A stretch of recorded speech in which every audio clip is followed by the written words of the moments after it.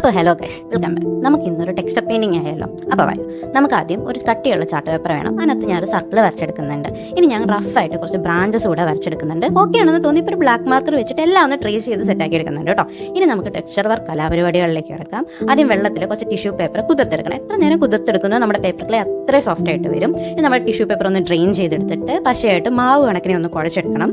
നമ്മൾ വരച്ച സർക്കിളിലേക്ക് അതൊന്ന് സ്പ്രെഡ് ആക്കി കൊടുക്കുക. നമ്മുടെ 3 സെറ്റാക്കി എടുത്തതിന് ശേഷം നമുക്ക് ബ്രാഞ്ചസിലേക്ക് കിടക്കാം. ബ്രാഞ്ചസിൽ പശ തേച്ചിട്ട് ടിഷ്യൂ പേപ്പർ ഒന്ന് ചുരുട്ടി എടുത്തിട്ട് ഒന്ന് ഒട്ടിച്ചു കൊടുക്കുക. അപ്പോൾ ഒരു വുഡ് കണക്കിന് ടെക്സ്ചർ അവിടെ ക്രിയേറ്റ് ആവുന്നത് നമുക്ക് കാണാൻ പറ്റും. ഒന്നുകൂടി ഒന്ന് സെറ്റ് ആവാൻ വേണ്ടിയിട്ട് വെള്ളവും പശയും കൂടെ മിക്സ് ആക്കി ടിഷ്യൂ പേപ്പർ വെച്ച് ഫുള്ളൊന്ന് കവർ ചെയ്തെടുക്കുക. എന്നിട്ട് നല്ലോണം ഉണക്കിയെടുക്കാം. ഉണക്കിയെടുത്തിട്ട് നമുക്ക് പെയിൻ്റ് അടി പരിപാടികളിലേക്ക് കിടക്കാം. നമ്മുടെ സ്കൈയും മൂണും ഒക്കെ ഒന്ന് പെയിൻ്റ് അടിച്ച് സെറ്റാക്കി എടുത്തതിന് ശേഷം നമ്മുടെ ബ്രാഞ്ചസ് ഉണ്ടല്ലോ അതിൽ ഫുള്ളൊന്ന് ബ്ലാക്ക് പെയിൻറ്റ് വെച്ചൊന്ന് കവർ ചെയ്തെടുക്കുക.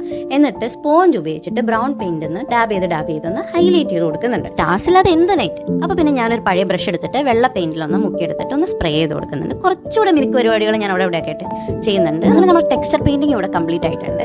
നമ്മുടെ വർക്ക് ഇഷ്ടമായെങ്കിൽ അഭിപ്രായങ്ങളും നിർദ്ദേശങ്ങളും അറിയിക്കുക. സബ്സ്ക്രൈബ് ചെയ്ത് സപ്പോർട്ട് ചെയ്യുക. Thank you.